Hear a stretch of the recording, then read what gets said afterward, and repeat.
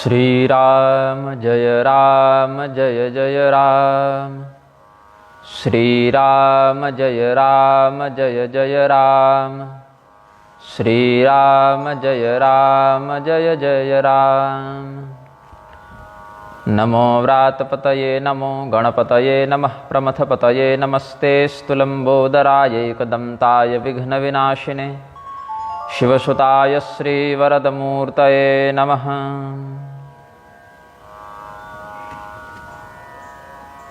नीलाम्बुजश्यामलकोमलाङ्गं सीतासमारोपितवामभागं पाणौ महासायकचारुचापं नमामि रामं रघुवंशनाथम्। मन्दारमालाकुलितालकायै कपालमालाङ्कितशेखराय दिव्याम्बरायै च दिगम्बराय नमः शिवायै च नमः शिवाय। करारविन्देन पदारविन्दं मुखारविन्दे विनिवेशयन्तं वटस्य पत्रस्य पुटे शयानं बालं मुकुन्दं मनसा स्मरामि।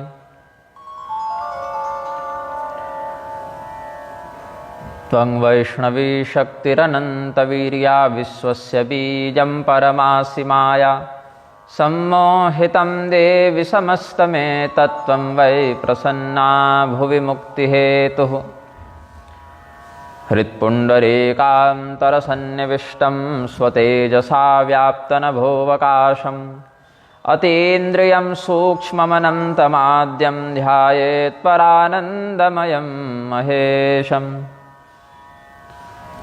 यस्योदये चेह जगत्र बुध्यते प्रवर्तते चाखिलकर्मसिद्धये ब्रह्मेन्द्रनारायणरुद्रवन्दितः स नः सदा यच्छतु मङ्गलं रविः। नारायणं नमस्कृत्य नरं चैव नरोत्तमं देवीं सरस्वतीं व्यासं ततो जयमुदीरयेत्। सीतारामगुणग्राम पुण्यारण्यविहारिणौ वन्दे विशुद्धविज्ञानौ कवीश्वरकपीश्वरौ। प्रेम से बोलिए आनंदकंद भगवान की जय। श्री सीतारामचंद्र भगवान की जय। उमापति महादेव की जय। श्री हनुमान जी महाराज की जय। श्री गोस्वामी तुलसीदास जी महाराज की जय। आखर मधुर मनोहर दोवु बरन बिलोचन जन जिय सोवु। सुमिरत सुलभ सुखद सब काहू लोक लाहू पर लोक निबाहू। भगवान श्री राम जी के नाम का महात्म्य वर्णित करते हुए गोस्वामी जी कहते हैं, ये दोनों अक्षर रा और म, ये जो दोनों अक्षर हैं ये वर्णों के नेत्र हैं। जितने भी वर्ण हैं, जितने भी स्वर व्यंजन इत्यादि शब्द हैं, अक्षर हैं, उन अक्षरों के ये नेत्र हैं, अर्थात इनके माध्यम से उन वर्णों का तात्पर्य प्रकाशित होता है। समस्त वर्णों का प्रयोग करके भी जिस ब्रह्म को नहीं देखा जा सकता, केवल रा और म इनके संयोग से उस ब्रह्म का दर्शन होता है। और जब भक्तजन इसका मधुर भाव से हृदयस्थ स्थिति में चिंतन करते हैं, इन वर्णों में अवगाहन करते हैं, तो लौकिक और पारलौकिक दोनों प्रकार के लाभ से उनको आनंद का अनुभव होता है। ये जो दोनों नाम हैं, दोनों वर्ण हैं जिनसे राम नाम निर्मित हुआ है, इनको तुलसीदास जी कहते हैं कि ये नाम यद्यपि राम जी का है, लेकिन रा अक्षर से राम जी का और म से लक्ष्मण जी का हमें अनुभव होता है। तो श्री राम जी और श्री लक्ष्मण जी दोनों ही जितने हमारे प्रिय हैं, उतना ही प्रिय यह राम नाम है। कहत सुनत सुमिरत सुठि नीके, कहने में भी अच्छा लगता है, सुनने में भी अच्छा लगता है और स्मरण करने में भी अच्छा लगता है। और जिस प्रकार से राम और लक्ष्मण हमारे प्रिय हैं, वैसे ही ये नाम भी हमारा प्रिय है, ऐसा गोस्वामी जी कहते हैं। अब इनका संबंध कैसा है? बरनत बरन प्रीति बिलगाती ब्रह्म जीव सम सहज संघाति। अगर इनका हम अलग अलग वर्णन करें तो प्रेम के रस में विखंडन उत्पन्न होता है। प्रेम रस को ये अलग अलग वर्णन करने में खंडित हो रहा है ऐसा अनुभव होता है, लेकिन एक साथ वर्णन करने पर इसका वास्तविक तत्व समझ में आता है। जैसे अविद्या के कारण जो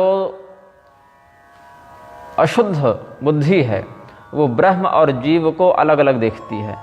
अन्नपूर्णोपनिषद में वेदांतियों का इसे प्राथमिक भ्रम बताया गया है। तो ब्रह्म और जीव के समान ये जो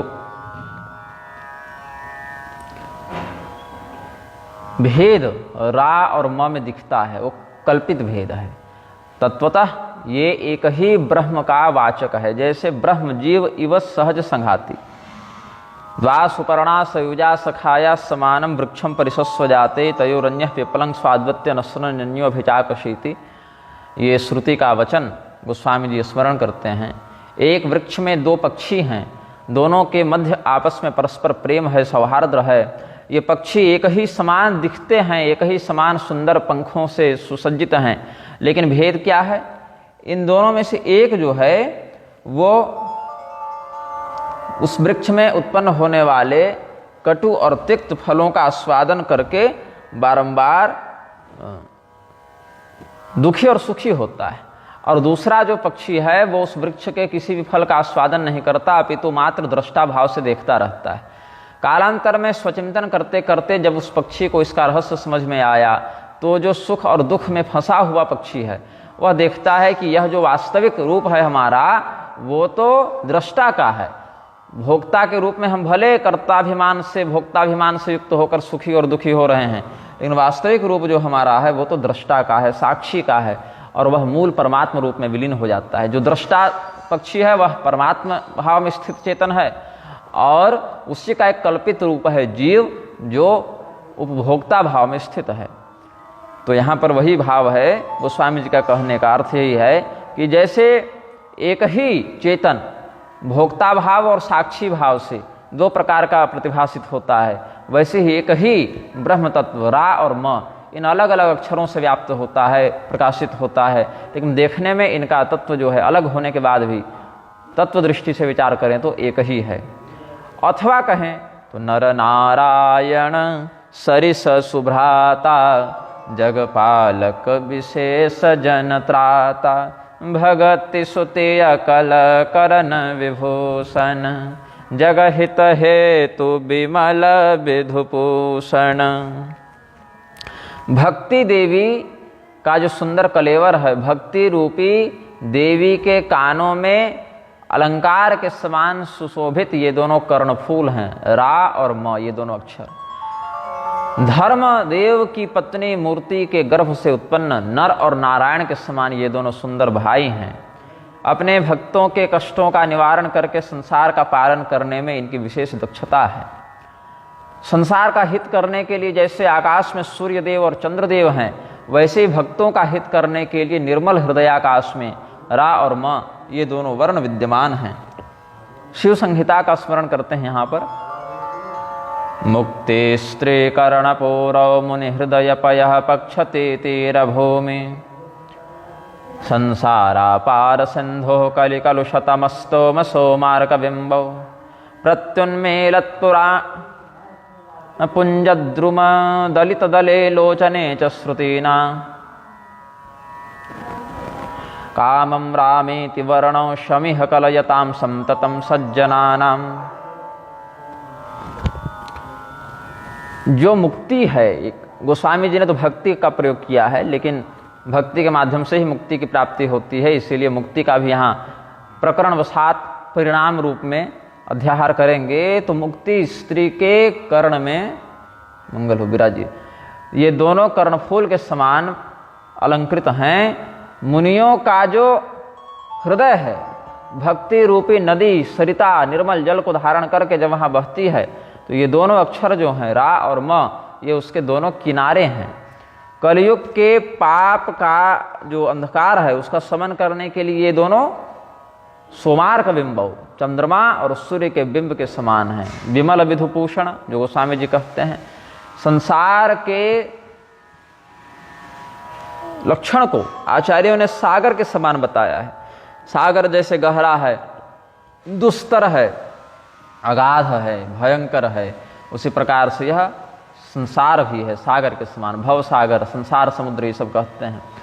तो संसार रूपी समुद्र से पार जाने में कलयुग जो है वो बाधा उत्पन्न करता है, अंधकार उत्पन्न करके भटका देता है। तो उस अंधकार को दूर करने के लिए, दिवा रात्रि के अंधकार को दूर करने के लिए जैसे सूर्य और चंद्रमा हैं, वैसे ये दोनों अक्षर हैं।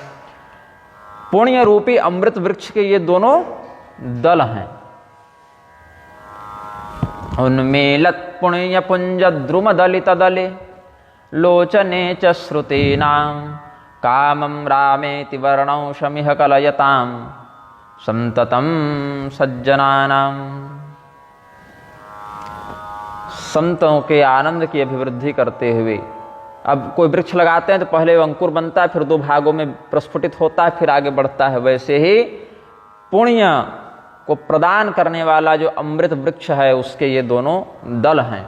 समस्त वेदों के जो तात्पर्य को प्रकाशित करने में समर्थ लोचन है, वही ये दोनों नेत्र राम नाम में अंकित रा और म ये दोनों वर्ण हैं। ऐसा गोस्वामी जी शिव संहिता के वचन का आश्रय लेकर अनुग्रह करते हैं। स्वादतोष सम सुगति सुधा के कमठ शेष समधर वसुधा के जनमन मंजु कंज मधुकर से जेह जसो मते हरिहल धर से। और क्या उपमा बताई? मुक्ति, सुगति, उत्तम गति, मोक्ष। मोक्ष का यहाँ उपमान अमृत को बताया। जैसे अमृत को पीने से संतोष और स्वाद दोनों की प्राप्ति होती है, तृप्ति और स्वाद दोनों का अनुभव करता है जो उसका उपभोक्ता है वह। तो राम नाम में स्वाद भी मिलता है साधक को और संतोष भी प्राप्त होता है। और अमृत का पान करने के बाद जैसे अन्य किसी विषय की इच्छा शेष नहीं रहती, वह उस ओर से संतुष्ट हो जाता है व्यक्ति। अमृत का पान करके संतुष्ट नहीं होता, अमृत के पान से बाकी अन्य भोगों की ओर से संतुष्ट हो जाता है। तो ऐसा नहीं कि राम नाम का जप करने से राम नाम से ही संतोष हो जाए तो जपना छोड़ दे, ऐसा नहीं। राम नाम के प्रति तो नित्य पिपासा बनी रहेगी, लेकिन अन्य भोग के ओर से उसका मन हट जाएगा, उधर से संतुष्ट हो जाएगा। तो कैसे? यहां पर जैसे कूर्म भगवान धरामंडल को धारण करते हैं, जैसे शेष भगवान धरामंडल को धारण करते हैं, वैसे ही शेष और कमठ, शेष लक्ष्मण जी हो गए और कूर्म नारायण भगवान राम जी हो गए। उसी प्रकार से पृथ्वी के जीवनीय तत्व को धारण करने वाले ये दोनों रा और म ये दोनों अक्षर हैं, दोनों वर्ण हैं। और मनुष्य का जो निर्मल हृदय है उसी में ये दोनों कूर्म और शेष विराजते हैं, रा और म इन दोनों वर्णों के माध्यम से। और जिह्वा के माध्यम से जब इनका उच्चारण होता है, भक्तों के मन में जो सुंदर भक्ति रूपी कमल प्रस्फुटित होता है, वहाँ पर सुंदर सुंदर भंवरे आकर गुंजार करते हैं। वे भंवरे कौन हैं? बोले रा और म, यही दोनों वर्ण वहाँ पर भंवरे के रूप में गुंजार करते हैं। और जब जिह्वा से उनका उच्चारण होता है तो ऐसा लगता है कि हमारी जीभ जो है वो यशोदा मैया है। और जो राम नाम में दोनों अक्षर हैं वो एक बलराम जी हैं और एक कृष्ण भगवान हैं। ऐसा अनुभव गोस्वामी जी करते हैं। जैमिनी मुनि का मत है कि राम नाम परम स्वादु भेद ज्ञारसनाचया तन्नाम रसनेत्याहुर्मुनयस्तत्वदर्शिनः। जिह्वा जो है उसको रसना क्यों कहते हैं? क्योंकि रस के गुण को ग्रहण करने में, रस तन्मात्रा के अनुभव में इसकी दक्षता है। अब रस तो बहुत विषयों में जिह्वा प्रकट करती रहती है। कुछ लोगों को दाल चावल में रस मिलता है, कुछ को अमृत में मिलता है, कुछ को फल में, कुछ को खीर में, कुछ को मदिरा में। अन्य प्रजाति वालों को अपने अपने भोगोपभोग के अनुसार जिह्वा के द्वारा अनुभूत होने वाले रस का ज्ञान होता है, संज्ञान होता है। लेकिन वास्तव में रसना जो इसका नाम है वो तब समझ में आता है जो सर्वोत्तम रस का यह आस्वादन करे। और सर्वोत्तम रस क्या है, परम स्वादिष्ट क्या है? बोले राम नाम। इसीलिए अब आजकल की पीढ़ी में तो ये परंपरा कम हो गई है, लेकिन पहले भी रामानंद संप्रदाय में लोग जाते थे तो मठों में पूछा जाता था कि संतों का आहार क्या है। तो राम नाम बताते थे, राम नाम संतों का आहार है ऐसा बताते थे। मतलब परम स्वादिष्ट तत्व जो है वो राम नाम है। तो जैमिनी मुनि कहते हैं कि राम नाम परम स्वादु भेद ज्ञा रसनाचया। और संसार का जो पतनकारी रस है और राम नाम का जो तारक रस है, उसमें भेद जो जिह्वा जान जावे, वही जिह्वा मुनियों के द्वारा, तत्वदर्शी विद्वानों के द्वारा रसना इस संज्ञा से युक्त बताई गई है। इस प्रकार से जिस जिह्वा से राम नाम का आस्वादन नहीं किया गया, उस जिह्वा का रसना होना निरर्थक है। एक छत्रु एक मुकुट मणि सब बरन पर जो, तुलसी रघुवर नाम के बरन विराजत दो। एक अक्षर जो है वो छत्र है और एक जो है वो मुकुट में विराजित होने वाली मणि है। इसको कैसे समझे? तो रा और म इनका समानांतर प्रयोग भी इन्हीं के समान प्रभाव को व्यक्त करते हुए रेफ और अनुस्वार के रूप में होता है। और वही अनुस्वार किसी किसी विशेष प्रयोजन से चंद्रबिंदु इत्यादि का भी रूप धारण कर लेता है। तो जैसे किरीट हो और किरीट के ऊपर मणि लगी हुई हो, या वर्ण के ऊपर अनुस्वार लगा हुआ हो तो मुकुट मणि हो गया। तो म अनुस्वार के रूप में भी प्रयुक्त होता है। मनुस्वार इत्यादि सूत्र में अनुस्वार और म में प्रयोगात्मक अभेद बताया गया है। तो अनुस्वार के रूप में वो मणि बिंदु जो है, वो मणि जो है वो वर्णों के ऊपर विराजती है। और रेफ के रूप में पर्वत जब कहेंगे तो जो व के ऊपर रेफ है वो तो छत्र के समान प्रतीत होगा। तो जैसे राजा के ऊपर छत्र रहता है, उसके मुकुट में मणि रहती है, उसी प्रकार से भगवान का जो राम नाम है, तुलसीदास कहते हैं कि भगवान का जो राम नाम है उसमें रेफ के समान छत्र बना हुआ है और सभी वर्णों के ऊपर लगता है, और म जो है वो बिंदु बना हुआ है तो मणि के रूप में सभी वर्णों के ऊपर लगता है। और महारामायण का यह सिद्धांत गोस्वामी जी ने अधिग्रहण किया है। निर्वर्णम राम नामेदम केवलम च स्वराधिकम सर्वेशाम मुकुटम छत्रम मकारो रेफ व्यंजनम। जो हमने अभी भाव कहा उसी भाव को यहाँ कहते हैं। स्वर की अधिकता हो जाए इसमें, रेफ में रकार में स्वर विहीन रकार में आ जोड़ दें तो रा हो जाता है, और स्वर रहित अनुस्वार में अगर अयोगवाह इत्यादि संज्ञा भी अनुस्वार की होती है अंग अह की, तो उसमें अकार का पूर्ण संयोजन कर दें तो मकार का रूप धारण कर लेता है। तो स्वर युक्त कर देने से उच्चरित होना सरल हो जाता है। लेकिन वस्तुतः ये तो निर्वर्ण ही है और सभी वर्णों के मुकुट के रूप में, छत्र के रूप में इसकी प्रतिष्ठा है।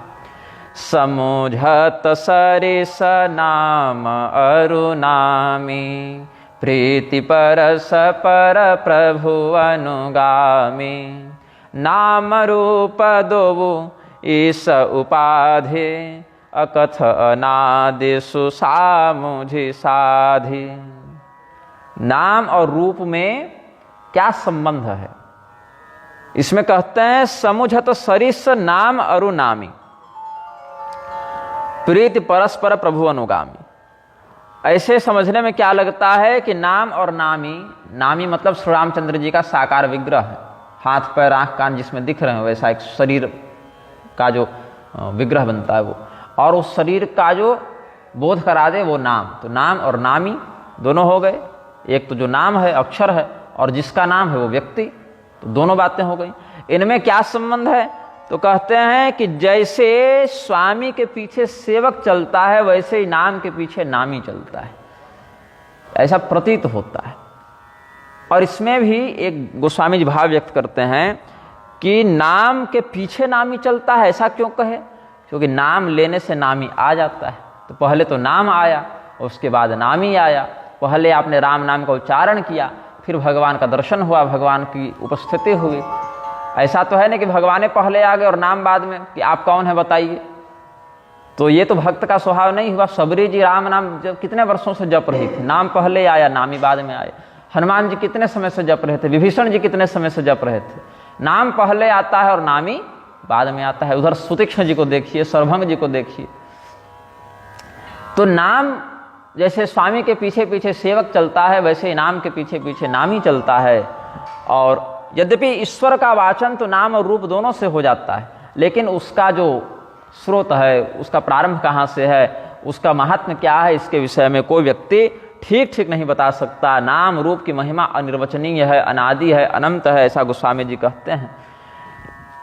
दुर्गार्थ प्रदीप ग्रंथ का आश्रय लेकर यहाँ एक वर्णन है। नाम चिंतामणि कृष्ण चैतन्य रस विग्रह पूर्ण शुद्धो नित्य मुक्तो भिन्नत्वन्नाम नामिनो। नाम और नामी में अभेद है, क्योंकि नाम बिना नामी के होता नहीं। किसका नाम? तो एक व्यक्ति का परिचय देना पड़ेगा कि इस व्यक्ति का नाम है, और व्यक्ति का अस्तित्व नाम के बिना नहीं, क्योंकि नाम ही नहीं पता है तो आप उसका क्या महत्व जानिएगा। तो पूछेंगे ये कौन है, तो बताया जाएगा इनका ये नाम है। तो नाम और नामी का एक दूसरे के ऊपर आश्रित ही संबंध है। तो इसमें वही भाव व्यक्त करते हैं कि पूर्ण शुद्ध नित्य मुक्त चैतन का जो रसमय तो जो ये है पुलिंग शब्द ही है रस, तो वो भगवान का श्री विग्रह है। यहाँ श्री कृष्ण भगवान के अर्थ में प्रयुक्त किया है ग्रंथकार ने, लेकिन रामायण में राम जी के अर्थ में भी प्रयुक्त हो सकता है ये भाव।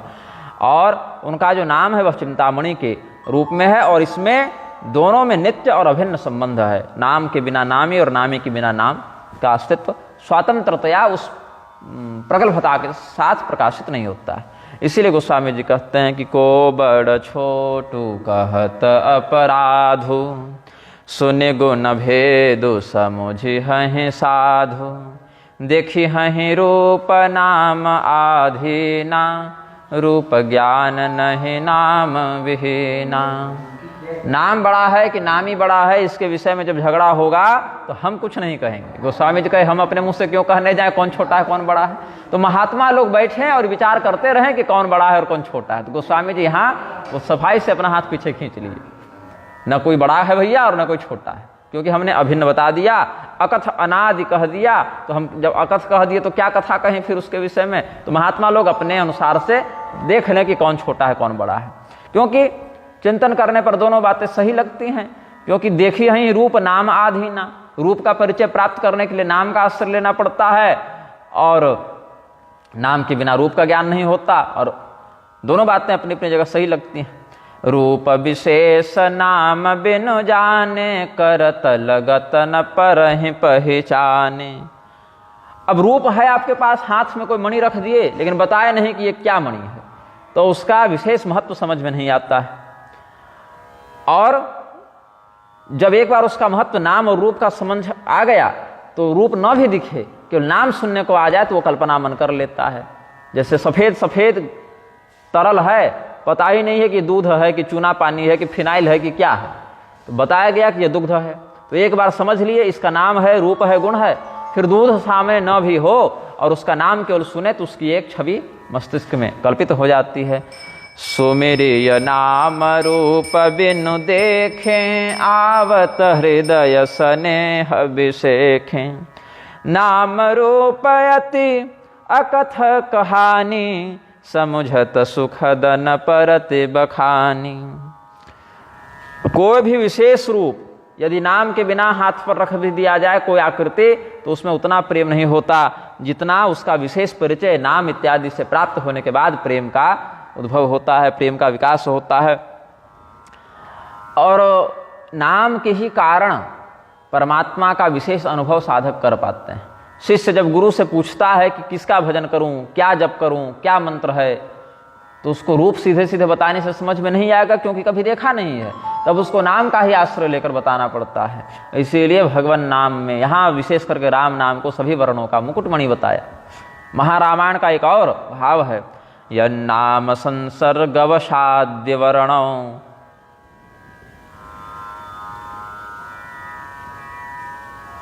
नष्टस्वरौ मूर्धनिगतौ हसानां तद्राम पादौ हृदि सन्निधाय देहि कथम नोर्ध्वगतिम प्रयाति। राम नाम में जो र और म है, जो रेफ और अनुस्वार के रूप में सभी वर्णों के ऊपर रहता है, स्वर से विहीन होने के बाद भी, रेफ और अनुस्वार में तो स्वर उस समय लगा नहीं है, उनकी पूर्णता नहीं है, लेकिन स्वर विहीन अवस्था में भी भगवान का नाम है। इसी प्रभाव से वह जब सभी वर्णों के ऊपर जाकर बैठ जाता है, तो जो भगवान के चरणों का आश्रय लेंगे और भगवान के चरणों को अपने हृदय में स्थापित करेंगे, ऐसे लोग ऊर्ध्वगति को क्यों प्राप्त नहीं होंगे। ऐसा महारामायण का भाव व्यक्त किया है आचार्यों ने। तो भगवान का जो नाम है वो क्या है, पुल है, एक मध्यस्थ है। जैसे आप कहीं जावें और उस क्षेत्र में कोई व्यक्ति ऐसी भाषा बोले जो आप समझ ना सकें, तो क्या करते हैं, एक मध्यस्थ को चुनते हैं जो दोनों के मध्य संवाद का पुल बनाता है। अब आप चले जावें दक्षिण भारत में कहीं कोई कन्नड़ बोलने वाला हो, तेलुगु बोलने वाला हो, तमिल बोलने वाला हो, या उधर के कोई व्यक्ति चले जाएं आसाम इत्यादि बंगाली आसामी क्षेत्र में, तो ऐसे व्यक्ति को पकड़ेंगे जो दोनों भाषा जानता हो, तो हम क्या बोल रहे हैं और वो क्या बोल रहा है इसका सार बता देगा। तो वैसे ही है जो राम नाम है वो निर्गुण ब्रह्म और सगुण ब्रह्म के मध्य का दुभाषिया है, पुल है। सगुण ब्रह्म का अनुभव करना निर्गुण की अपेक्षा थोड़ा सरल है। ऐसे परमात्मा तो हर रूप में दुर्बोध्य ही हैं, लेकिन तुलना करें तो निर्गुण निराकार की तुलना में सगुण साकार की अनुभूति थोड़ी सरल है। लेकिन वो भी अभिव्यक्ति कैसे होती है, कैसे पता चलता है, उस नाम के ही माध्यम से पता चलता है कि कौन सा रूप है, कौन सी लीला इस रूप के माध्यम से की गई है। सीतापति क्यों कहते हैं भगवान को, एक नाम है सीतापति क्यों कहते हैं, तब पता चलता है। पूरी कथा का चिंतन करता है व्यक्ति कि जनक नाम के एक राजा हुए, उनकी पुत्री सीता जी थी, उन्होंने स्वयंवर आयोजित किया, वहाँ धनुष यज्ञ हुआ, वहाँ दशरथ जी के पुत्र के रूप में जो भगवान प्रकट हुए थे वो वहाँ जाकर धनुष भंग करते हैं, पूरी बात समझ में आ जाती है। जैसे आप उस समय त्रिशिरारी बोले तो त्रिशिरारी स्मरण करते ही नाम से कैसे पता चल गया। खरदूषण त्रिशिरा में त्रिशिरा नाम का एक राक्षस था, रावण का विशेष यूथपति था, उसको भगवान मारे हैं, तो वो घटना पंचवटी वाले स्मरण आ जाती है। दामोदर एक नाम है भगवान का, तो दामोदर नाम से क्या स्मरण हो जाता है कि भगवान कृष्ण जब मटकी फोड़ के भागे थे, उनकी माता जी उनको उखल में बांध दी थी, तब दामोदर नाम पड़ा है भगवान का। तो ये सब अलग अलग नामों से अलग अलग उपाख्यानों का तत्व तुरंत मस्तिष्क में बैठ जाता है। मुरारी एक नाम है, तो मुरारी कैसे नाम पड़ा, जब भगवान प्रागज्योतिषपुर में नरकासुर को मारने गए हैं, तब प्रागज्योतिषपुर का जब भेदन किया है शंख से, चक्र से, गदा से, तो मूर नाम का मुरह पंचशिरा जलात, वो जो 5 मस्तक वाला मूर नाम का राक्षस था वो उठता है, फिर भगवान उसका मस्तक काटते हैं, तो मुरारी नाम पड़ा भगवान का। ये सब अलग अलग नामों के अलग अलग उपाख्यान हैं। वैसे श्री रामचंद्र जी का भी अलग अलग स्मरण करते हैं साधक, अलग अलग लीलाओं के माध्यम से। तो यहाँ पर गोस्वामी जी कहते हैं कि नाम रूप गति अकथ कहानी समुझत सुखदन परति बखानी अगुन सगुन बिच नाम सुसाखी उभय प्रबोधक चतुर दुभाखी। उभय प्रबोधक, जिसके स्मरण से, जिसके आश्रय से निर्गुण का भी बोध हो जाए और सगुण का भी बोध हो जाए, निराकार का भी विषय स्पष्ट हो जाए और साकार का भी स्पष्ट हो जाए और ठीक ठीक समझ में आ जाए, ऐसा ये चतुर्दुभाषिया है। दोनों अगोचर तत्वों का वर्णन ऐसा मधुर भाव से करता है कि विषय समझ में आ जाता है। इसीलिए पतित पावन स्तोत्र के अंतर्गत एक राम नाम महात्म्य वर्णित है, जिसका आश्रय लेकर गोस्वामी जी ने ये दोहा लिखी है। अंतर्बहिः प्रकाशस्य यदिच्छा हृदि वर्तते रसना देहले मध्य धर राम मणिद्युतिम। यदि तुम्हारे हृदय में यह इच्छा है कि हमारा अंदर से भी चेतन प्रकाशित हो जावे और बाहर भी उजाला हो जावे, तो राम नाम रूपी मणि को जीव रूपी चौखट पर रख दो। तो चौखट पर जो दीपक जलता है उसका कुछ प्रकाश बाहर भी होता है, कुछ अंदर भी होता है। तो अंदर जो है स्थित है वह भी लाभान्वित हो और बाहर भी लाभान्वित हो। तो अंतर्बहिः प्रकाशस्य यदिच्छा हृदि वर्तते रसना देहले मध्ये धर राम मणिद्युतिम। इसी बात को गोस्वामी जी कहते हैं, राम नाम मणिदीप धरु जीह दे हरिद्वार तुलसी भीतर बाहर हूँ जो चाह शिव जियार। हमें स्मरण आता है बचपन में सायंकाल को माता जी दीपक इत्यादि दिखाती थी, तो जब देहली पर कोई दीपक रखती थी तो यही वाला पढ़ के रखती थी। हम पूछते थे ये कोई मंत्र है क्या दीपक रखने का? बोले दीपक जलाने का मंत्र नहीं है, लेकिन कम से कम राम नाम स्मरण करने का तो मंत्र है। वो भाव आ जाता है कि राम नाम का उच्चारण करोगे तो हृदय के अंदर भी और बाहर भी आलोक होगा उसका। तो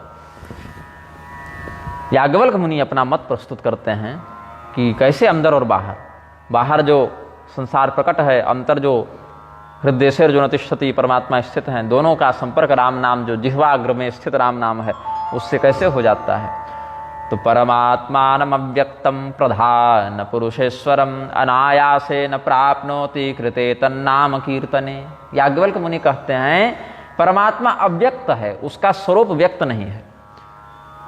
केनोपनिषद के मत से हमने बताया था, वाणी के द्वारा, मन के द्वारा और जिह्वा रसना के द्वारा, कान के द्वारा, आँख के द्वारा उस परमात्मा को नहीं पकड़ा जा सकता, नहीं अनुभव किया जा सकता, क्योंकि परमात्मा की ही शक्ति से इन इंद्रियों में तद्वत कार्य की क्षमता आई है और उसी के सामर्थ्य से ये सब क्षमतावान हुए हैं, सामर्थ्यवान हुए हैं।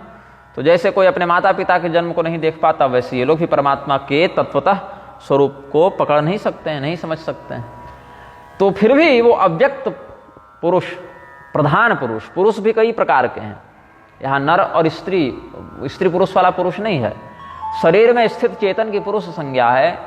तो अविद्या के गहन अंधकार में डूबा हुआ क्षर पुरुष, कहीं कहीं जड़ प्रधान प्रकृति को भी क्षर पुरुष की संज्ञा शास्त्र वर्णित करते हैं, और कहीं कहीं चेतन की त्रिविधावस्था, एक जो परम जड़ता से युक्त चेतन है, जो चेतना पशु पक्षी इत्यादि में होती है, उनको कुछ पता ही नहीं उत्थान और पतन क्या है। फिर हम जैसे लोग जो मध्यम स्तर के जड़ हैं, पता तो है कैसे बंधे हैं और कैसे छूटना है, लेकिन अभी तक छूटे नहीं हैं, अभी फंसे ही हुए हैं। और एक निष्कल निर्मल चेतन जो मोक्ष को प्राप्त कर गया, या जो तत्वमस्यादि वाच्यों से अपने तत्व को समझकर, अपने स्वरूप को समझकर ब्रह्म रूप में स्थित है, विशुद्ध निर्मल निष्कल चेतन है। तो क्षर पुरुष, अक्षर पुरुष और पुरुषोत्तम, यस्माक्षरमतीतो अक्षरादपि चोत्तम, अक्षरादपि चोत्तम हतो हि लोके वेदे च प्रथितः पुरुषोत्तम, 15वां अध्याय गीता। तो उसी प्रकार से परमात्मानम अव्यक्तम प्रधान पुरुषेश्वरम, ईश्वर संज्ञ जो प्रधान पुरुष है, क्लेश कर्म विपाका शैर अपरामृष्ट पुरुष विशेष ईश्वर। क्लेश, जो 5 क्लेश हमने बताए थे, अविद्या, अस्मिता, राग, द्वेष और अभिनिवेश, ये 5 क्लेश बताए थे। और कर्म विपाक, पाप पुण्य, पाप पुण्य मिश्रित, पाप पुण्य रहित, फिर इनमें भी क्रियमाण कर्म, संचित कर्म, फिर उसका उपभोग करने के समय प्रारब्ध, और सकाम और निष्काम, ऐसे नवविध कर्मों के विपाक से, संग्रह से जो अतीत और परे है, जिसको ये सब प्रभावित नहीं करते, जो क्लेश से स्वभावतः मुक्त है, उस तत्व को ईश्वर कहते हैं। तो ऐसे जो प्रधान पुरुष हैं, अव्यक्त पुरुष हैं, ईश्वर हैं, वो भी व्यक्ति के चित्त में आ जाते हैं, उनका भी तत्व समझ में आ जाता है। कैसे? कृते तन्नाम कीर्तने, जब उनके नाम का कीर्तन होता है तब धीरे धीरे उनका मर्म समझ में आने लग जाता है। तो नाम जीह जपि जागहि जोगी, बिरति बिरंचि प्रपंच वियोगी, ब्रह्म सुखहि अनुभवहि अनुपा, कथ नामय नाम न रूपा। जब जिह्वा में नाम का वास हो जाता है और योगियों के द्वारा उसका निरंतर जप होने लगता है। अब इस संसार में ब्रह्मा जी ने जब जगत बनाया तो विविध प्रकार के इंद्रियों को भी बनाया, 10 इंद्रियां बनाई, उनके पंचभूतात्मक प्रारूप में जो स्थित तन्मात्राएं हैं उनसे उनका संबंध जोड़ दिया। अलग अलग तन्मात्राओं के प्रयोग से अलग अलग ज्ञानेंद्रियां अपना अपना विषय ग्रहण करती हैं, मन तक पहुंचाती हैं, वहाँ संकल्प विकल्प होता है, फिर बुद्धि निर्णय लेती है, फिर अहंकार से उस क्रिया का उद्भव होता है, फिर चित्त में उसकी वृत्ति वास करती है। बहुत उलझा हुआ प्रपंच संसार है। लेकिन इतने उलझे हुई व्यवस्था में जब भगवान का नाम जीभ से उच्चरित होने लगता है तो ये संसार का जो वासना का अंधकार है उसका नाश हो जाता है और दिव्य ब्रह्म सुख का अनुभव होता है। योगी और भोगी में यही अंतर है। भगवान क्या कहते हैं गीता में? या निशा सर्वभूतानां तस्याम जागृति संयमी, यस्याम जागृति भूता निशा निशा पश्यतो मुने। भगवत परायण मुमुक्षु व्यक्ति जब अपना योग साधन पुष्ट करता है, ऐसा योगी जब संसार सोता है तो वो जगता है। अब यहाँ दिन रात की बात तो अलग है कि भाई बढ़िया 3 बजे उठ के भजन कर रहे हैं, जप कर रहे हैं, ध्यान कर रहे हैं, वो अलग बात है। बात यह है कि संसार जगता कहाँ है, मतलब उसकी सक्रियता कहाँ है? भोग में। और वहाँ योगी सोता है, मतलब उसको कोई मन नहीं रहता। और योगी जहाँ जगता है परमार्थ तत्व चिंतन में, वहाँ संसार सोता है। परमात्मा के चिंतन में संसार को रुचि नहीं है, भोगी को रुचि नहीं है, योगी को रुचि है। तो संसार के लिए जो रात्रि है वह योगी के लिए दिन है, और जो योगी के लिए रात्रि है सो संसार के लिए दिन है। जाना चह गूढ़ गति जेवु, नाम जीह जप जानहि तेवु। साधक नाम जपहि लव लाए, हो ही सिद्ध अनिमादिक पाए। अब जो व्यक्ति अंतःकरण से भगवान का अहर्निश जप करता है, महिमा को जानता हुआ जपे या बिना जानता हुआ जपे, शुरू में जब नाम जपता है तो महिमा थोड़ी जानता है, गुरुजी ने कह दिया या अच्छा लगने लगा या थोड़े संस्कार थे तो आकर्षण बना तो जपने लगा। लेकिन हर व्यक्ति जो नाम जप रहा है, आवश्यक नहीं कि वह नाम की महिमा को भी समझ रहा है। धीरे धीरे करके जब उसके प्रारब्ध का नाश होता है, पुण्य का संचय होता है, तो भक्ति धीरे धीरे और प्रखर होती है और प्रबल होती है, तो नाम का महात्म भी उसको समझ में आने लगता है। और जो लोग परमात्मा यज्ञानाम जप यज्ञोस्मि, भगवान ने कहा सभी यज्ञों में सबसे उत्तम यज्ञ क्या है? जप यज्ञ है। मेरे नाम का, मेरे विहित मंत्र का स्वसंप्रदाय परंपरा अनुसार जप करो। तो यहाँ पर जप को ही गोस्वामी जी ने क्या कहा कि जी नाम जी ह जपि जान ही तेऊ, उस दुर्गम्य दुर्बोध्य परमात्मा के तत्व को भी जप यज्ञ के माध्यम से साधक जान लेते हैं। और जब लय लगाकर बिना किसी बाधा के, बिना किसी खंडन के जब साधक जपता है, तो जो जो चाहता है वो सब उसके कार्य सिद्ध होने लगते हैं। चाहे वो सांसारिक कार्य हो, चाहे पारलौकिक कार्य हो, चाहे सिद्धि चमत्कार का विषय हो। जिह्वयाप्यंतरेणैव राम नामं जपन्ति ये, ते च प्रेमा परा भक्त्या नित्यं राम समीपकाः। राम नाम जपन्ति, नाम शब्द नपुंसक लिंग में आता है। तो क्या नपुंसक लिंग व्याकरण का विषय बता रहा हूँ, नपुंसक नहीं कह रहा हूँ। स्त्रीलिंग, पुल्लिंग, नपुंसक लिंग। जैसे राम शब्द जो है वो पुल्लिंग में आता है, राम रामो रामा। देवता शब्द हम लोग पुल्लिंग समझते हैं, लेकिन संस्कृत में स्त्रीलिंग में है देवता शब्द, लता के समान। देवता, देवते, देवता, ये व्याकरण का विषय हो गया स्वामी जी। मैं नाम को नपुंसक नहीं कह रहा हूँ, वो नपुंसक लिंग है। जैसे फल एक शब्द है व्याकरण में, तो फलम फले फलानी चलता है, तो नाम नामनी नामानी चलता है। चक्षु, चक्षुषी, चक्षुंसी, नेत्र भी चक्षु शब्द जो है वो भी नपुंसक लिंग में आते हैं। जगत भी नपुंसक लिंग है, चिंता मत कीजिए। जगत जगती जगंती, जगत जगती जगंती चलता है। तो इसीलिए गुस्सा मत कीजिएगा, व्याकरण की दृष्टि से कह रहा हूँ। यहाँ राम नामम लिखा हुआ है ना, तो नामम शब्द पर थोड़ा मेरा चिंतन चला गया कि नाम नामनी नामानी। कर्म शब्द भी नपुंसक लिखे, कर्म कर्मणि कर्माणी, है ना। फिर कर्मणा कर्मभ्याम कर्म भी ऐसे चलता है, कभी इस पर बाद में चर्चा करेंगे। तो ते च प्रेमा परा भक्त्या नित्यम राम समीपकाः। जो व्यक्ति जिह्वा का प्रयोग करके अंतःकरण में स्थित राम नाम का नित्य जप करते हैं, वो सब परम भक्ति से भगवान के निकट हो जाते हैं। उनके प्रेम के कारण, उनकी परम भक्ति के कारण वह राम तत्व उनके लिए निकट हो जाता है। और जो जो अपने हृदय में, ये महारामायण का भाव है, और जो जो हृदय में कामना होती है, ऐसे तो निष्काम हो तो अति उत्तम है, लेकिन हर व्यक्ति निष्काम होता नहीं है, क्योंकि भगवान का भजन, भगवान का यजन भी त्रिविध प्रकार से होता है। अकामः सर्वकामो वा मोक्ष काम उदारधि तीव्रेण भक्ति योगेन यजेत पुरुषम परम। उस परम पुरुष का आराधन त्रिविध प्रकार से होता है। श्रीमद् भागवत के वचन से बता रहा हूं। अकामः, कुछ मत मांगो, ये सर्वोत्तम स्थिति है। कुछ भी मत मांगो, मोक्ष भी जो नहीं मांगता है वो सर्वोत्तम साधक है, उसका भजन बड़ा पवित्र है। फिर उससे कुछ कम स्थिति में कौन है? जो बाकी तो कुछ नहीं मांगते लेकिन केवल मोक्ष मांग लेते हैं। तो मोक्ष मांगना भी एक प्रकार का मांगना ही हुआ, तो इसीलिए उसको थोड़ा सा नीचे रखते हैं। तो मोक्ष काम, और सबसे नीचे कौन है? हम लोग सब उसमें, कम से कम हम तो हैं ही, आप लोग का पता नहीं। उसमें सर्व काम है कि जो है सब भगवान से मांगो। तो सर्वकाम स्थिति में भी आराधन होता है, मोक्ष काम स्थिति में भी होता है, और अकाम स्थिति में भी होता है। तो समयानुसार हम लोगों का भी जो भजन चलता है सो कुछ सर्वकाम भाव से चलता है और कुछ मोक्ष काम भाव से चलता है, और कभी कभी भगवत कृपा हो गई तो अकाम भाव का भी स्पर्श हो जाता है। तो सम्मोहन तंत्र में कहते हैं भगवान विष्णु का भक्त, वहाँ विष्णु प्रकरण चल रहा है इसीलिए, यद्यपि ये श्लोक शिव भक्तों के लिए भी स्वसंप्रदाय में मान्य है, शाक्तों के लिए भी भगवती के भोगस्य मोक्षस्य करस्थे व ये सब वचनों से। तो मारणम मोहनम चैव स्तंभनोच्चाटनादिकम यद्यद वांछति चित्तेन तत्तत् प्राप्नोति वैष्णवः। मारण, मोहन, वशीकरण, उच्चाटन, स्तंभन, ये सारा काम भगवान के नाम के प्रताप से हो जाता है। अगस्त संहिता में ये सब विधान दिया हुआ है, जयाख्य संहिता में, अगस्त संहिता में, और श्रीराम तापनीयोपनिषद में ये सब विधान दिए हुए हैं। पूछने मत आइएगा कैसे वशीकरण, मारण, मोहन होता है, बताऊंगा नहीं। राम नाम का प्रयोग केवल मोक्ष के लिए। हनुमान जी डांटे हैं कि भगवान का नाम किसी और कामना के लिए मत लो। बाकी कोई काम ना है तो हमको याद करो, हम सारा काम बना देंगे, भगवान को कष्ट मत दो। ये हनुमान जी का उद्घोष है वेदों में कि अन्य किसी कार्य के लिए राम नाम का प्रयोग खबरदार जो तुमने कर दिया, केवल मोक्ष के लिए भगवान को पुकारो और बाकी जितना इधर उधर का बवंडर बवाल है सो हमारे पास आकर सौंप दो, उसको हम देख लेंगे। ये हनुमान जी का उद्घोष है। जपे नाम जन आरत भारे, मिटहे कुसंकट होहि सुखारे, राम भक्त जग चारि प्रकारा, सुकृति चारे वो अनघ उदारा।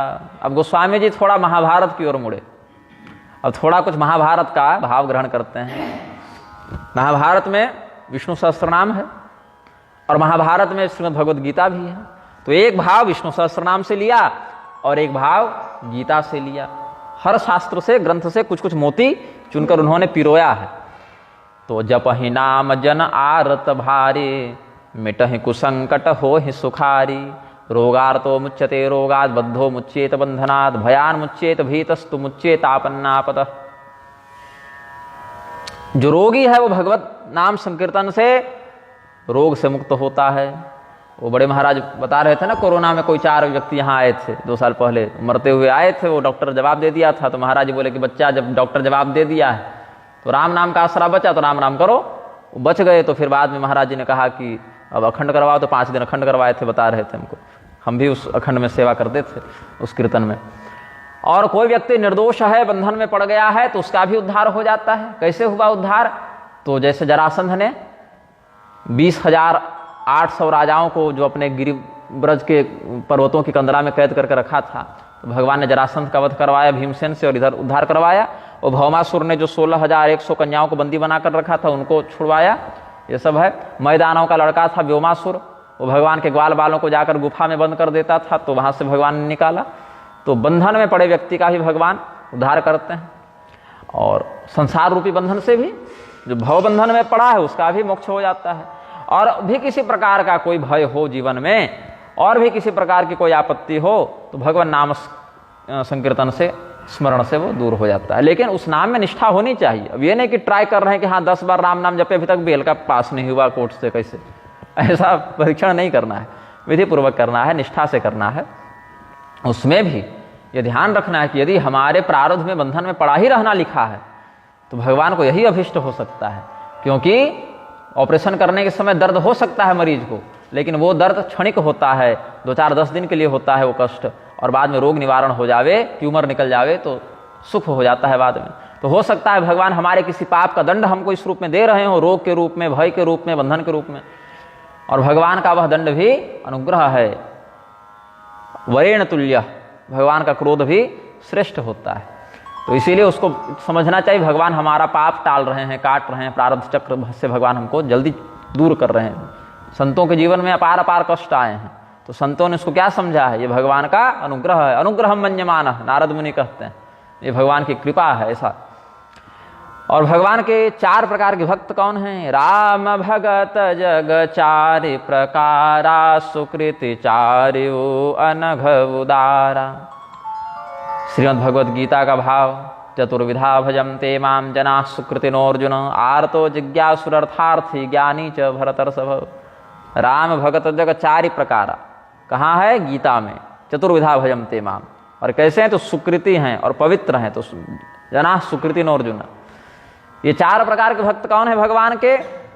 आर्त भक्त है, अर्थार्थी भक्त है, जिज्ञासु भक्त है और ज्ञानी भक्त है। और ये 4 प्रकार के भक्त भगवान को प्रिय हैं। भगवान अपनी ओर से कुछ वैसा नहीं कहते कि चलो 10 आर्त भक्त आए हैं और एक अर्थार्थी आया है तो इसको पहले इसकी फाइल देखेंगे, उनके बाद में देखेंगे, ऐसा कोई वहाँ भेदभाव नहीं है।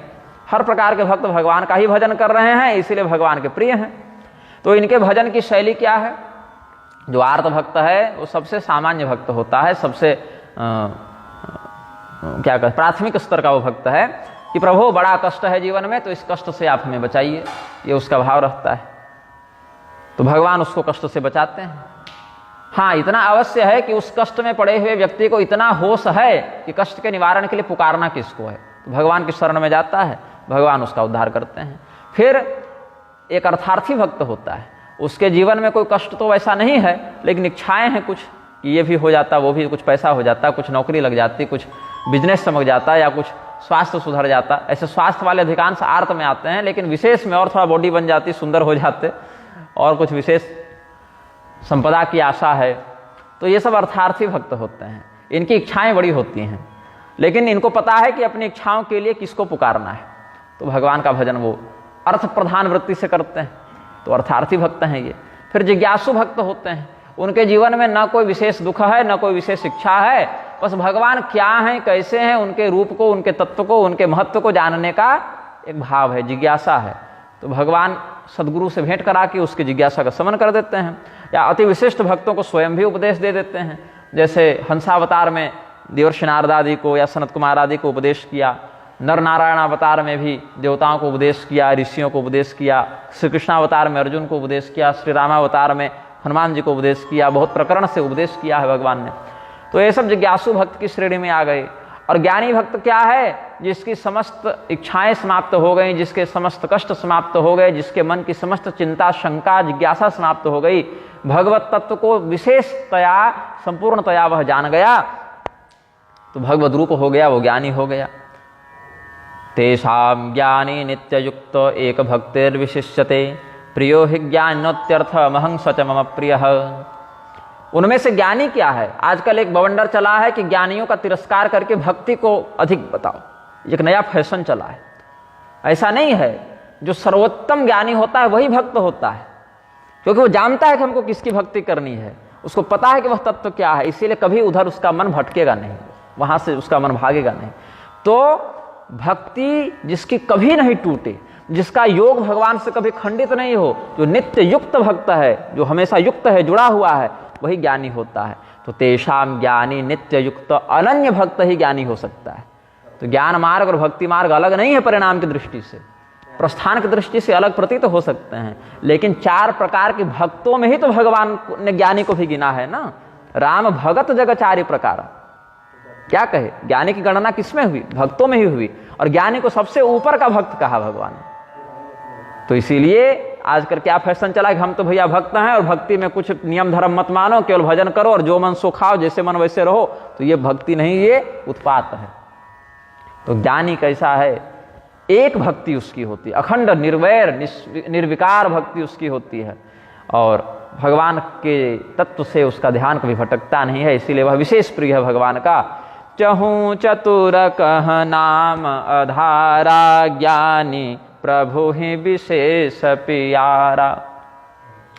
चारों युगों में भगवान का जो नाम है उसका प्रभाव समान है। भगवान का नाम का प्रभाव ऊपर नीचे घटता बढ़ता नहीं है, लेकिन कलयुग के लोगों के लिए इसका प्रभाव विशेष इसीलिए दिखता है क्योंकि दूसरा कोई उपाय उतना प्रभावी नहीं है। जैसे सूर्य का ताप सालों भर एक ही समान लगभग रहता है, लेकिन ठंड में उनके ताप का आनंद विशेष मिलता है, क्योंकि इधर शीतलता बढ़ जाती है तो उनके ताप का आनंद विशेष मिलता है, उनका लाभ विशेष मिलता है। ऐसे ही चहु युग चहु श्रुति नाम प्रभाव, कलि विशेष नहीं आन उपाऊ।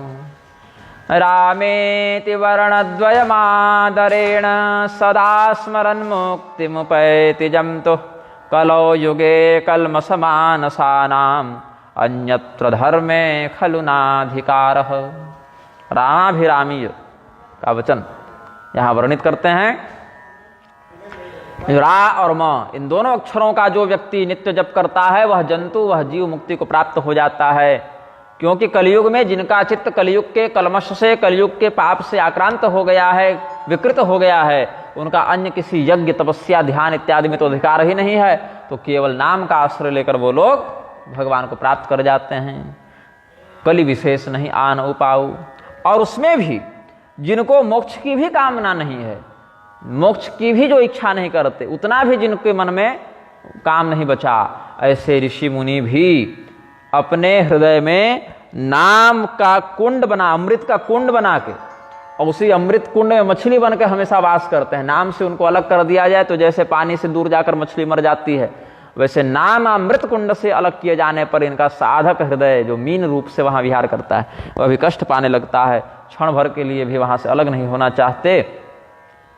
आत्मा रामश्च मुनयो निर्ग्रंथाप्युरुक्रमे कुर्वन्त्य है तो किम भक्ति मिथ्यम भूत गुणो हरि। श्रीमद् भागवत में वर्णन करते हैं, सकल कामना ही नजे राम भगति रसलीन, नाम सुप्रेम पियो सहृद तिन्हु किए मन मीन।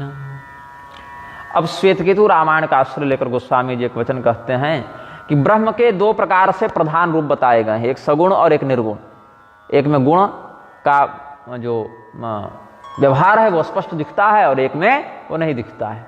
यद्यपि सगुण में भी भगवान गुण में बंधे नहीं हैं, वहां गुण की विशेष अभिव्यक्ति करते हैं, इतना ही तात्पर्य है। सगुण ब्रह्म भी ऐसा नहीं है कि तमोगुण से और रजोगुण से बंध गया है, अपितु वहां पर उसके व्यवहार में, उसके लक्षण में गुण का एक प्राधान्य दिखता है, इतनी बात है। वहां भी वो बंधते नहीं हैं और निर्गुण में वो भी नहीं दिखता है। अगुण सगुण दुई ब्रह्म स्वरूपा, अकथ अगाध अनादि अनुपा, मोरे मत बड़ नाम दुहते, किए जेहि जुग निज बस निज बूते। निर्गुण और सगुण दो प्रकार से ब्रह्म का व्याख्यान किया जाता है और उसमें जो सगुण ब्रह्म है वही नरलीला करने यहाँ पर आते हैं। निर्गुण ब्रह्म भी सीधे सीधे यहाँ नहीं आते, वो भी सगुणावस्था के ही माध्यम से यहाँ नर रूप में अभिव्यक्त होते हैं। श्वेतकेतु रामायण का वचन है, तस्यैव द्विविधं प्रोक्तम मूर्तम चामूर्तमेव च, अमूर्तस्याश्रयं मूर्तम परम ब्रह्म नराकृति। और गोस्वामी जी से पूछा गया कि सगुण बड़ा कि निर्गुण बड़ा, बोले कि दोनों से बड़ा नाम, क्योंकि नाम से ही दोनों का अधिग्रहण होता है, पता चलता है। सगुण ऐसा बोलेंगे तब तो एक लक्षण पता चलेगा, निर्गुण ऐसा बोलेंगे तब तो उसका एक नाम हुआ ना। तो हमको तो लगता है कि ये दोनों रूप की अपेक्षा नाम की ही यहाँ विशेषता है। और उसमें भी चूंकि श्री राम तत्व का व्याख्यान कर रहे हैं तो राम नाम ही सगुण ब्रह्म और निर्गुण ब्रह्म दोनों को जोड़कर भक्त के सामने अनुभूत कराता है। इसीलिए हम तो सगुण और निर्गुण दोनों से विलक्षण राम नाम को समझते हैं। अब इसमें गोस्वामी जी थोड़ा उपनिषदों की ओर बढ़ते हैं। प्रौढ़ सुजन जनि जानहि जन की, कहूँ प्रतीति प्रीति रुचि मन की। अब सज्जन लोग इसको ऐसा न समझें कि हम गोस्वामी जी तुलसीदास जी जो हैं सो मन से कुछ कल्पना करके बात कह रहे हैं। हम जो बात कह रहे हैं वो बिल्कुल सोचकर समझकर जो वैदिक सिद्धांत है उसके अनुरूप कह रहे हैं। क्योंकि एक दारुगत देखिय एकु, पावक समजुग ब्रह्म विवेकु। निर्गुण ब्रह्म और सगुण ब्रह्म में क्या अंतर है? तो जैसे लकड़ी के अंदर आग होती है लेकिन आप लकड़ी को पकड़ेंगे तो नहीं जलेंगे, लकड़ी अपने अपने भी नहीं जलती है, लेकिन वहीं उसका विधिपूर्वक घर्षण कर दिया जाए तो उसके अंदर से वो अग्नि प्रकट हो जाती है तब तो निकली। लेकिन जिस रूप में है वो अभिव्यक्त रूप नहीं है, अव्यक्त रूप है। तो अव्यक्त रूप की जो दाहिका शक्ति वाली आग है वो लकड़ी में रहते हुए पर भी अनुभूत नहीं होती है, निर्गुण का एक लक्षण समझ लीजिए। और जब उसका घर्षण, उसका चिंतन विधिवत किया जाता है अथवा जब उसमें पर्याप्त ताप का गुण आ जाता है तो उसकी अभिव्यक्ति हो जाती है। अव्यक्तावस्था से अभिव्यक्तावस्था में वह प्रकट हो जाता है अग्नि तत्व।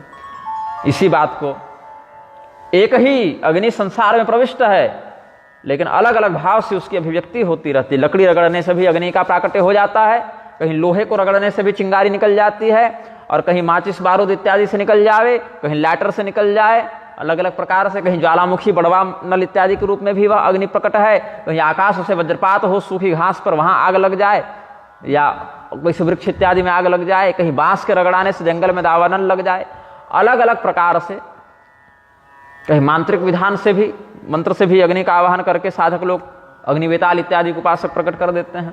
तो अग्निर्यथैको भुवनम प्रविष्टो रूपम रूपम प्रतिरूपो बभूव। जिस प्रकार से अग्नि तत्व संसार में प्रविष्ट होकर अलग अलग निमित्तों के बहाने प्रकट हो जाता है, वैसे ही परमात्मा भी संपूर्ण संसार में प्रविष्ट होने पर भी जहां जहां उस तत्व का विशेष चिंतन हो, मानसिक घर्षण हो, वहां वहां उसकी अभिव्यक्ति हो जाती है। इसीलिए न हिरण्यकशिपु पूछा था कि कहां है तेरा भगवान? खंभे की ओर देखता है, बता इसमें है क्या? वासव यदि स सर्वत्र अकस्मात स्तंभे न दृश्यते, ऐसा संभवतः उसने कहा है कि अगर सब जगह है तो इस खंभे में क्यों नहीं दिखता है। तो प्रहलाद जी के वचन को सत्यम विधातुम निज भृत्य भाषितम, अपने सेवक अपने भक्त प्रहलाद के वचन को सिद्ध करने के लिए भगवान ने खंभा फाड़ कर नृसिंह रूप धारण किया है।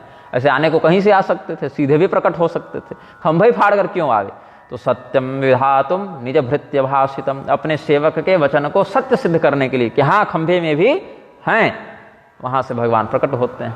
तो एकस्तथा सर्वभूतांतरात्मा रूपम रूपम प्रतिरूपो बहिश्च, अंदर बाहर परमात्मा हैं लेकिन अभिव्यक्त क्यों नहीं होते, क्योंकि पर्याप्त चिंतन उनका वहां बना नहीं है, तो वह अव्यक्त ही रह जाते हैं। उभय अगम जुग सुगम नाम ते, कहु नाम बड़ ब्रह्म राम ते, व्यापक एक ब्रह्म अविनाशी, सतचेतन घन आनंद राशि। क्या कहते हैं गोस्वामी जी, दोनों अगम हैं, अर्थात दोनों का वर्णन करना संभव नहीं है, दोनों का चिंतन करना संभव नहीं है। सगुण का भी यहाँ दुरूह होना बताए हैं गोस्वामी जी, लेकिन नाम अगर आ जावे पकड़ में, नाम का आश्रय लिया जाए तो इनको पहचानना सरल हो जाता है।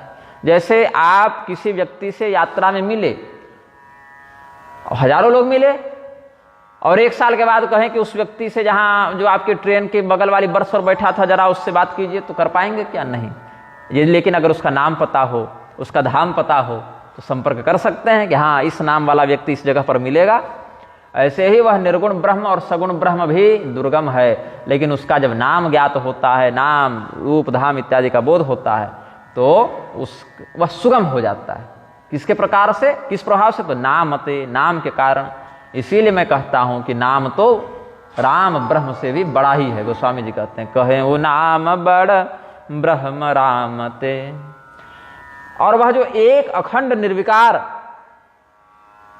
एकमेवाद्वितीयम वाला भाव जिस ब्रह्म का है, अविनाशी ब्रह्म का है, जो सत्य स्वरूपी है, जड़ नहीं अपितु चेतन स्वरूपी है, व्यापक है, आनंद स्वरूपी है, वह ब्रह्म जब हृदय में विद्यमान है फिर भी क्यों जीव दुखी है? क्योंकि उसका पता नहीं जानता। जैसे आप बीमार हैं और घर में दवाई रखी है लेकिन पता ही नहीं है कि दवा कहाँ रखी है, भूल गए हैं तो बीमार हैं। अथवा पता भी है दवाई है लेकिन उसको खाने की विधि क्या है या किस रोग की ये दवा है ये नहीं पता है। टेबलेट तो ले लिए लेकिन पता ही नहीं कि कैसे खाना है, अवलेह ले लिए पता ही नहीं किस रोग में कितना लेना है, विधि का बोध नहीं है। तो ऐसे ही संसार में तो भगवान की कथा पुराण नाम भी है, लेकिन इस संसार में जितने म्लेच्छ घूम रहे हैं क्या वो भगवान की कथा का आश्रय ले रहे हैं? क्योंकि पता ही नहीं है कि समस्या क्या है, समाधान क्या है और उसका सेवन कैसे करना है। तो जैसे भगवान के हृदय में विद्यमान होने पर भी उनके विषय में अनभिज्ञ व्यक्ति दुखी रहता है, और वहीं से जो नाम का आश्रय लेता है वह व्यक्ति स्वचिंतन के बल से उस परमात्मा की अनुभूति करके सुखी हो जाता है। तो इसमें किसका महात्म्य पता चला? नाम का महात्म्य पता चला, क्योंकि परमात्मा तो तब भी थे लेकिन नाम का बोध नहीं था और नाम से संयुक्त विधि का बोध नहीं था, इसीलिए उपस्थित परमात्मा का भी अपेक्षित अनुभव हम नहीं कर पा रहे थे। अस प्रभु हृदय अछत अविकारे, सकल जीव जग दीन दुखारी। नाम निरूपण नाम जतन ते, सो प्रगट तज में मोल रतन ते। रास्ते पर कोई पत्थर पड़ा हो, उसी के मध्य एक रत्न भी रखा हो लेकिन तराशा हुआ नहीं है, तो सामान्य पत्थर समझकर लोग निकल जाएंगे। लेकिन अगर कोई कुशल जौहरी जानता है कि इसमें तो कोई बात है, तब उसको विधिपूर्वक तराशता है, चिंतन करता है, घर्षण करता है, वो रत्न प्रकट हो जाता है, बहुमूल्य विषय हाथ में लग गया। ऐसे ही हृदयस्थ परमात्मा भी बिना तराशे हुए भाव में अनुभूत नहीं होते। चिंतन मनन से, निधिध्यासन से वो अपना बाहर का आवरण हटता है तो ब्रह्म रत्न प्रकट हो जाता है। निर्गुणते ही भात बड़ नाम प्रभाव अपार, कहूँ नाम बड़ राम ते निज विचार अनुसार। इसीलिए हे रामचंद्र जी, आपके नाम का प्रभाव तो आपके निर्गुण स्वरूप से हमको ज़्यादा बढ़िया लगता है, ज़्यादा बड़ा लगता है। इसीलिए हम अपने मति के अनुसार, अपने विचार के अनुसार यह कहते हैं कि आपसे तो बड़ा आपका नाम है। ये गोस्वामी जी ने भाव व्यक्त किया है, और ये भाव भी कोई अपने मन से कल्पना करके नहीं, ये भाव तो गुरु वशिष्ठ का भी है, जो कहते हैं राम तत्तोधिकम नाम इति में निश्चिता मति, कि हे राम, आपका नाम आपसे भी बड़ा है, ऐसी मेरी निश्चित मति है। क्योंकि त्वयैका तारिता अयोध्या नामना तु भुवनत्रयम्, आपने तो केवल अयोध्या का उद्धार किया, लेकिन नाम तो जो पहले हुए, अभी हुए, बाकी होंगे न। जैसे भगवान तो सबको साकेत ले गए थे, लेकिन आगे पीछे आने वालों को भगवान का प्रत्यक्ष लाभ नहीं मिल पाया था। लेकिन नाम के प्रभाव के कारण भगवान के प्रत्यक्ष उपलब्ध न होने के बाद भी हम लोग कल्याण का आश्रय ग्रहण करते हैं, कल्याण को प्राप्त करते हैं। आगे से थोड़ा भ्रमण करेंगे। राम तत्तोधिकम नाम इति मे निश्चिता मतिः त्वयैका तारिता अयोध्या नामना तु भुवनत्रयम्। और एक और वचन है शास्त्रों में कि जिसके जिह्वा में भगवान का नाम हरिनाम विराजित हो गया, वह व्यक्ति चाहे अन्य तीर्थादि का सेवन किया चाहे नहीं किया, उसकी कोई हानि नहीं है। वो तो जिह्वाग्र में बसने वाले हरिनाम के प्रभाव से स्वयं तीर्थ रूप ही हो गया है। न गंगा न गया काशी न सेतुर न च पुष्करम जिह्वाग्रे वर्तते यस्य हरिरित्यक्षरद्वयम्। इस प्रकार से।